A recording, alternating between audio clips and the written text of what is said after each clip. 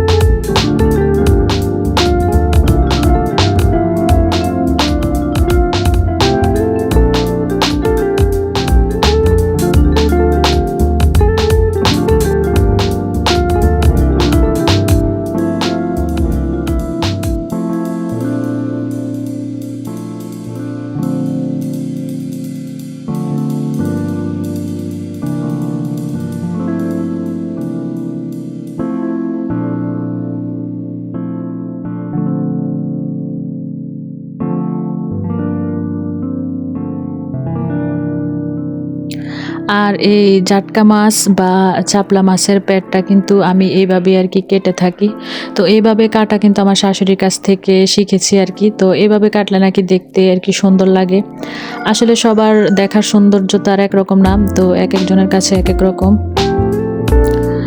আমি কিন্তু এখনও আর কি সব মাছ ভালোভাবে আর কি কাটতে পারি না। কাটতে পারি বলতে কাটতে পারি, কিন্তু তাড়াতাড়ি আর কি কাটতে পারি না, একটু আর কি আস্তে আস্তে কাটতে হয়। আর মাছ কাটা কিন্তু আমি আমার শাশুড়ির কাছ থেকে শিখেছি। আর এই জাটকা মাছগুলো যেভাবে আর কি আমি পরিষ্কার করে নিচ্ছি, চাপলা মাছও সেম এভাবে কিন্তু পরিষ্কার করা যায়। আর এই মাছগুলা কিন্তু শুধু আর কি মশলা মেখে যদি আমরা তেলে ভেজে খাই তাহলেও কিন্তু খেতে অনেক মজা লাগে। তো আমি কিন্তু এটা যেহেতু আমার গতকালের আর কি ভিডিও, তো গতকাল কিন্তু প্রথমে কয়েকটা মাছ আর কি আমরা ভেজে নিয়েছিলাম, তারপর আর কি গরম ভাতের সাথে খেয়েছি, আর তরকারি তো রান্না করেছিলাম। তো এই মাছগুলা কিন্তু ভাজা খেতেও অনেক মজা হয়। তো যে যেখান থেকে আমার আজকের ভিডিওটি দেখছেন, যদি আমার ভিডিওর কোনো অংশ আপনাদের কাছে ভালো লেগে থাকে প্লিজ একটা লাইক দিয়ে দিবেন। আর আমার চ্যানেলে যদি আপনি আজকে নতুন হয়ে থাকেন প্লিজ সাবস্ক্রাইব করে আমার পাশেই থেকে যেতে পারেন। আর যারা এখন পর্যন্ত ধৈর্য সহকারে আমার সাথে আছেন সবাইকে অসংখ্য অসংখ্য ধন্যবাদ জানাচ্ছি।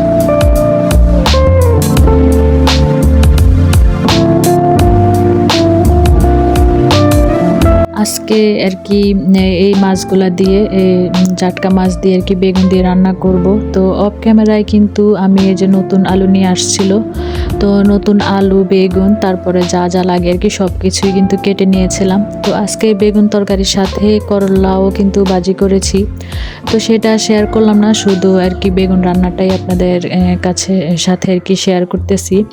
এই বেগুন রান্নাটা করতে কিন্তু বেশি সময় লাগে না, আর বেগুনটা সিদ্ধ হতেও কিন্তু বেশি সময় লাগে না। তো আমি কিন্তু প্রথমে আলুগুলো আর কি মশলার সাথে ভালোভাবে আর কি কষিয়ে নিয়েছিলাম, তারপর বেগুন দিয়ে হয়তো 2 থেকে 3 মিনিটের মতো আর কি কষিয়ে নিয়েছিলাম। তো এগুলো কিন্তু খুব সহজে রান্না করা যায়, কারণ বেগুনটা কিন্তু খুব তাড়াতাড়ি আর কি সিদ্ধ হয়ে যায়। তো আমি কিন্তু প্রথমে কিছুক্ষণ আর কি বেগুন আলু কষিয়ে নিয়েছি, তারপর আর কি জলের পানিটা আর কি গরম করে দিয়েছি যাতে আর কি তরকারিটা তাড়াতাড়ি হয়ে যায়।